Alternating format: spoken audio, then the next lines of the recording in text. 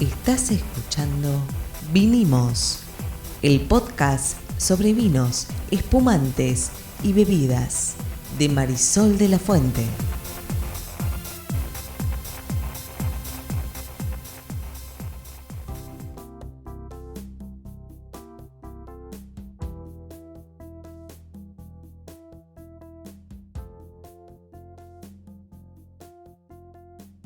Buenas, mi nombre es Marisol de la Fuente y soy Sol Sommelier. Y yo soy Ariel Torres, soy el que hace las preguntas del que no sabe en este podcast. ¿De qué vamos a hablar hoy, Sol? ¿De dónde vienen los aromas del vino, Ariel? Del vino. Sí, esa es una muy buena observación. Pero la idea es que hoy, en este capítulo, vamos a responder a alguna de esas preguntas que a veces me hacen acerca de cómo sentís este olor, de dónde sale este otro aroma, por qué tales en tales vinos y tales en otros vinos. La pregunta es más bien cómo puede ser que alguien huela, por ejemplo, ananá en un vino. Por cuando ejemplo. el vino no se hace con ananá. Bien. Entonces de lo que tenemos que hablar es de una realidad que existe en el universo sensorial, y es que de la misma manera que hasta el cuadro más valorado se hace con el mismo número de colores, combinándolos, lo que nosotros percibimos con el olfato y con el gusto se basa en un número de componentes aromáticos o descriptores. componentes descriptores olorosos que hay en nuestro mundo que nos rodea, que dice la ciencia, a vos te gusta la parte científica de la cuestión, que hay unos 17.000 compuestos olorosos a todo nuestro alrededor. Aromáticos, sí. No todos son aromáticos técnicamente, pero sí producen olor. Sí, es probable, 17.000 es un número bastante grande como para discernirlos uno por uno. Posiblemente no seamos capaces de discernir más que... Totalmente. ¿Cuántos? Y en vinos se han identificado, ¿cuántos crees vos? Perfiles aromáticos. Para mí, no sé, alrededor de 300. En realidad un poquito menos, unos 100. 100, muy bien. Patrones de aromas que descubrió una doctora que se llama la doctora Ann Noble en la Universidad de Davis, California. Ella logró identificar estos patrones aromáticos y logró crear algo que seguro vos que nos estás escuchando, cuando te lo diga vas a saber de qué se trata.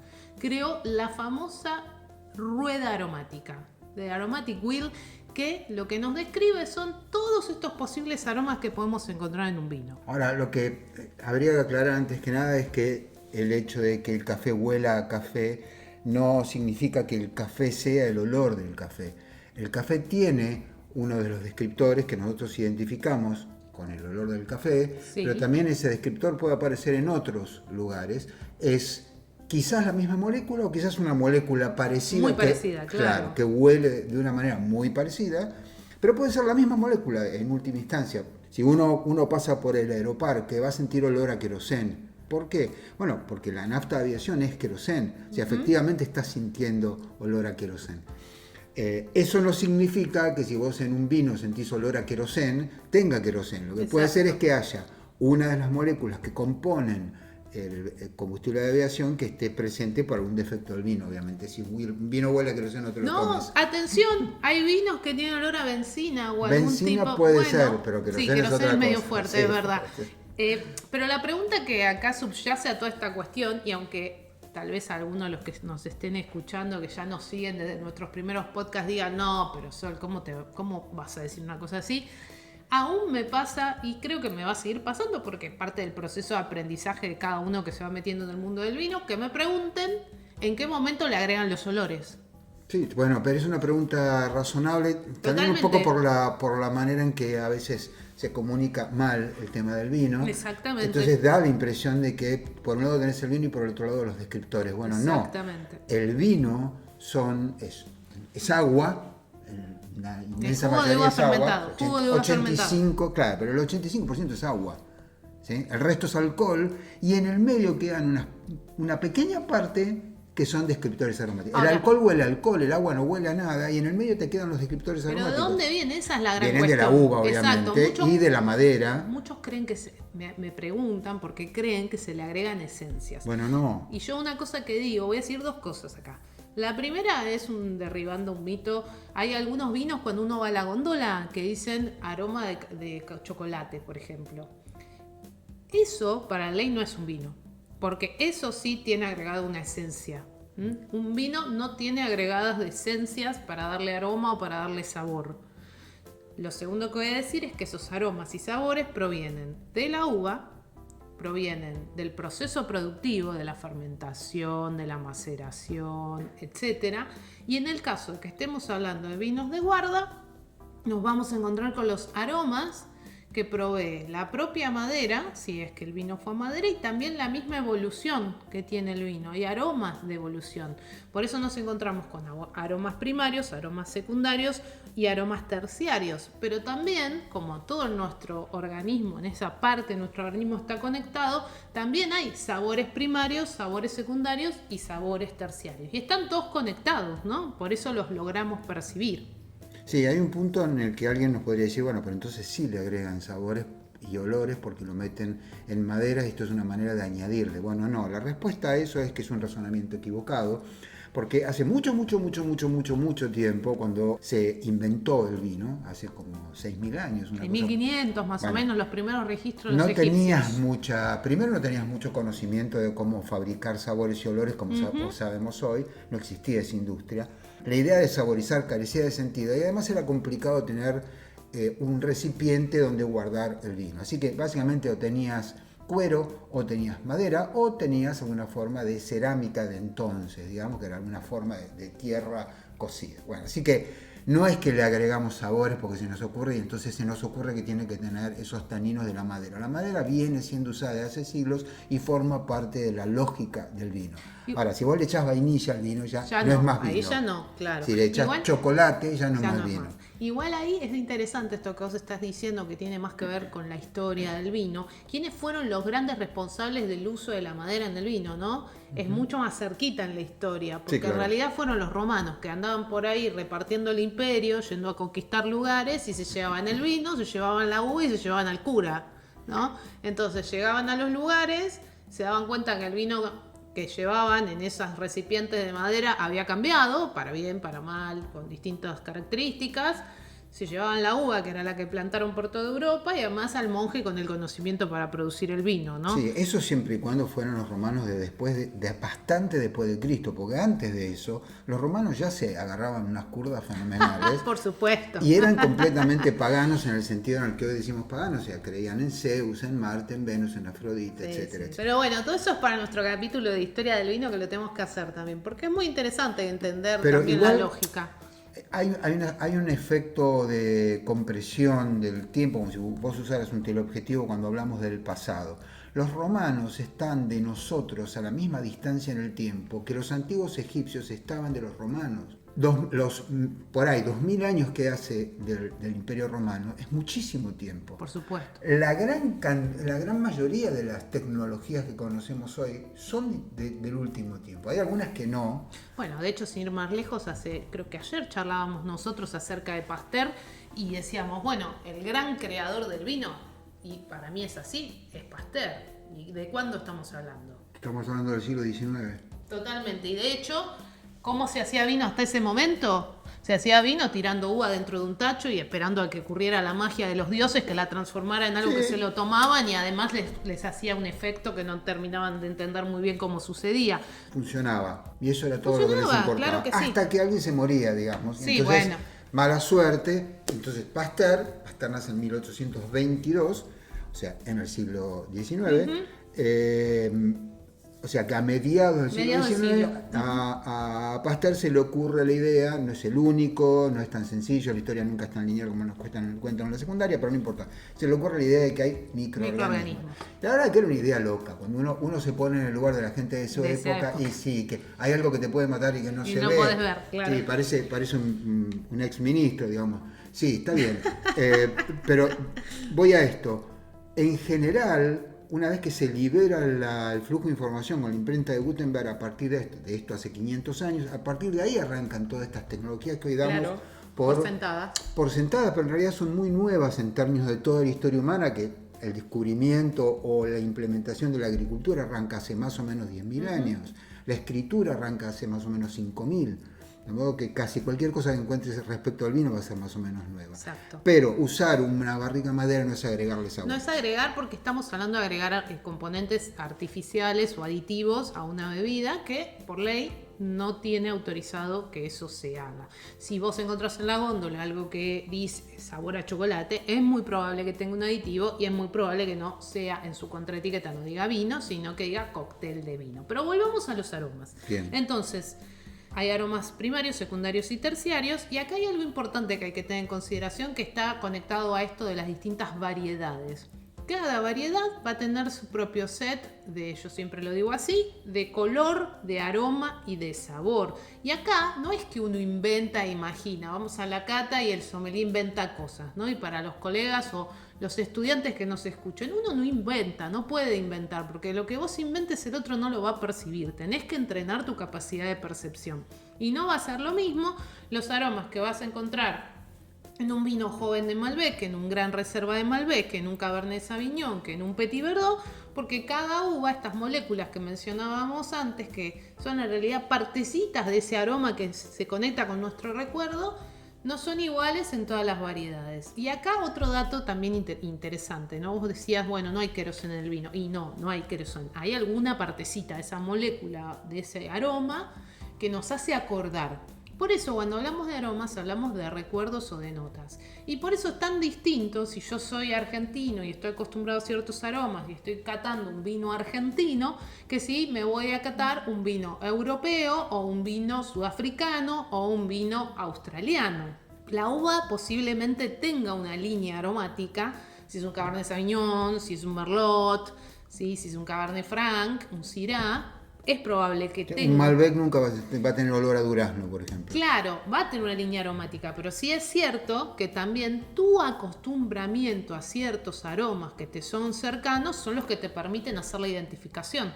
Lo que no conoces, no lo vas a encontrar. No, obvio. Si a vos te dan un vino que tiene un descriptor aromático que corresponde con una fruta, qué sé yo, de Tailandia que vos nunca probaste, no la vas a reconocer. Bueno, dicen mucho que, y creo que es así, que el Malbec, por ejemplo, tiene un descriptor que es lichi, que es una fruta china. Una fruta china. Pero si no la probaste nunca, no la vas a encontrar. No. El otro descriptor típico del Malbec es la violeta. Si nunca oliste más que una planta de plástico, no lo vas a encontrar. Sí, digamos que igual las violetas son más comunes que el lichi en Occidente, pero esto, digamos, sigue siendo cierto lo que decimos siempre, que digamos, la sensibilidad se entrena. Y no se puede hablar mucho de descriptores y demás si vos no tenés, digamos, un menú de cosas que has probado. Exactamente, y que estás oliendo en tu casa, en tu cocina. De hecho, vamos a tener el set de lo que viene de la uva, que en general va a ser fruta, que en general van a ser vegetales, van a ser notas herbales, van a ser a veces notas piedra, florales, notas minerales, todos elementos que van a estar en general más asociados en general a la naturaleza.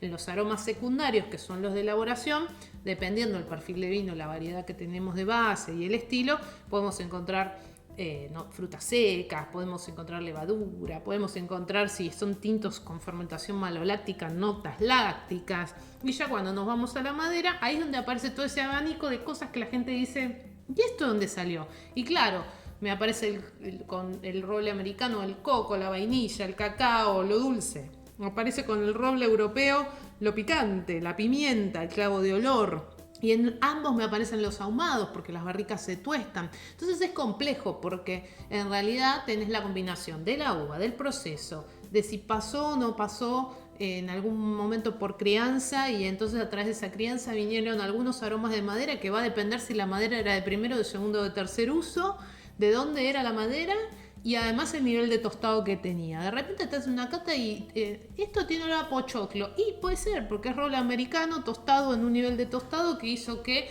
lo que tiene la madera en sus nervaduras, al quemarse, soltara ese olor o nos hiciera recordar a ese aroma del pochoclo.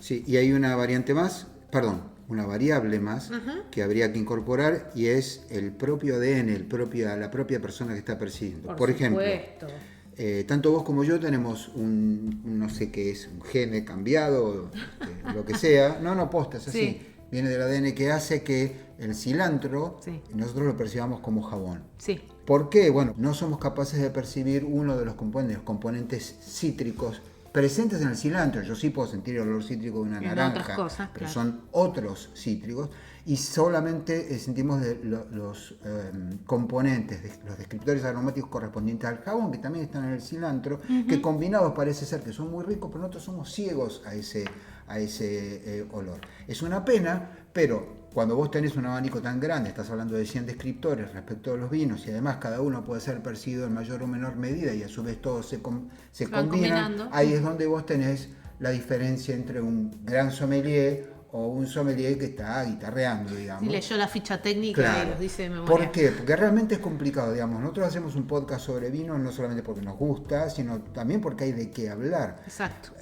Porque la cantidad de combinaciones con las que vos te podés encontrar, cuando de nuevo tenés un número tan grande de descriptores, y además cada persona los va a percibir en una proporción diferente, al punto que alguien puede sentir el cilantro como si fuera jabón. Nosotros acá Exacto. no consumimos cilantro. No nos gusta, no, es horrible para maldición. o sea, yo la primera vez que probé cilantro me sentía completamente fuera de época, porque Estamos comiendo, estaba vamos todo para el la mundo- ropa. todo el mundo enamorado del cilantro, y yo lo sentía como si fuera jabón. Bueno, después me enteré que era una cuestión. Así que el tema de los descriptores da tanto paño para cortar que hay especialistas en eso. Yo diría que un sommelier, entre otras cosas, es un Sí, claro, especialista como un perfumista. como un perfumista, tal cual. Una gran novela, El perfume de Suskind. Ajá. Léanla si no la leyeron. Se hizo O una miran la película. La película más o menos, la verdad. El libro es muchísimo mejor. Ahora, si estás ahí diciendo, ¿y cómo hago? ¿Cómo para identificar? Porque claro, yo estoy en una copa con un líquido oscuro adentro, jamás se te va a ocurrir membrillo, ciruela, tomate, romero, morrón. Bueno, olé y listo. Sí, pero a veces yo publico y algunos me han preguntado muchas veces y han visto que yo tengo unos sets de aromas para entrenar. Yo los tengo porque estudié la carrera. Pero eso es porque- entrenar. Es Porque otra quería cosa. entrenar, porque quería aprender y obviamente hacía fijación. Olía la copita y decía, ok, acá tengo Malbec, debería tener violeta, debería tener ciruela, debería tener estos descriptores. Y trataba de hacer una identificación aromática sin tener que ver el elemento, que es lo que habitualmente nos pasa. Vemos la ciruela, ¿sí? Por como la vemos, asociamos todo. Sí, sí, a mí me pasa que si no veo, yo no siento en el vino, no siento los descriptores que vos sentís. Creo que hay un don también ahí. Pero Ahora, bueno, es una larga discusión. ¿Necesitas eso para aprender? No, No, de la misma manera que no. no necesitas un piano para oír música, para ir a Chopin, sí. Exactamente. Pero si querés practicar, sí, de hecho yo lo he hecho mucho con mis alumnos en clase presencial, es agarrar elementos de tu entorno en recipientes oscuritos, bolsitos o lo que tengas en tu casa y olerlos y mirar. Me ha pasado y ahí te das cuenta lo dependientes que somos de lo visual como seres visuales que somos. Poner cascarita de naranja, un poquito de cacao, de chocolate, un chorrito de vainilla, un poquito de pimienta molida, un poquito de café, un pedacito de banana, un poquito de naranja y olerlo a ciegas, la experiencia es completamente diferente. No porque sí están estos teatros o estas actividades experienciales donde te tapan los ojos y te dan de probar cosas y para que vos adivines de qué se trata Sí, y estás yo- totalmente perdido, ¿no? Sí, yo creo que es menos una cuestión de que somos una especie visual, esto yo ya lo dije en algún otro podcast, que estamos en un tiempo en el que nos hemos divorciado mucho de los otros sentidos que no sean la vista y el oído. Exactamente. Es muy cinematográfica la realidad, y la realidad no es cinematográfica, es una experiencia mucho más Sí, profunda. es multisensorial. Tal cual, si vos me habrás oído, bueno, en realidad casi cualquier persona todavía hoy puede decir viene lluvia por el olor que tiene el aire. nada Totalmente, más. sin ver nada. O Ujú. porque aumenta la carga eléctrica de los iones, hay más iones negativos en el aire, eso también es signo de tormenta. Bueno, ¿qué más tenemos sobre los descriptores? En realidad, me parece que con esto ya les Estamos, dimos ¿no? a todos un montón para pensar. No se desanimen, me pasa también que me dicen no siento nada, siento vino. No está mal. Si tienen ganas de aprender, de vuelta, recomendación, agarren cosas que tienen en su casa, prueben, huelan, empiecen a aprender qué perfil aromático tiene cada varietal, no para repetir después, sino para ir a buscar eso cuando están probando ese varietal y ver si lo encuentran. Esas serían mis recomendaciones. Y de vuelta, el vino siempre es disfrute, todo esto lo contamos para aquellos que se quieren meter con más profundidad y entender un poco más cuál es la magia que está detrás de cada vino. ¿Esto se llama? Vinimos. Aquí vinimos, claro que sí. Nos vemos en la próxima. Chao. Chau, chau.